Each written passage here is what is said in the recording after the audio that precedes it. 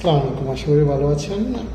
আজ আমি কথা বলবো ডিজিটাল মার্কেটিংয়ের বিষয়ে। আমি আগেও কথা বলেছি।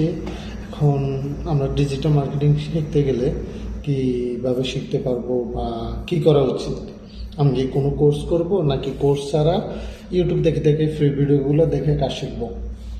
আমি সাজেস্ট করব যে আপনি ডিজিটাল মার্কেটিং মানে ফ্রিল্যান্সিং শেখার আগে আপনি ইউটিউবে ভিডিও দেখে বোঝার দরকার যে ফ্রিল্যান্সিংটা মূলত কী বা ডিজিটাল মার্কেটিংটা কী, আমি কী শেখা উচিত।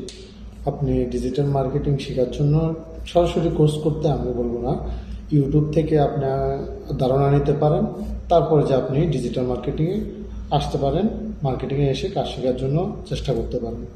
আর ওইটার জন্য এটার বিষয়ে কোনো হেল্প লাগলে আশা করি আমাকে কমেন্ট বক্সে জানাবেন, এমনকি আমার ইউটিউব চ্যানেলটি সাবস্ক্রাইব করবেন এবং ফেসবুক পেজটি অবশ্যই ফলো করে দেবেন। ধন্যবাদ সবাইকে।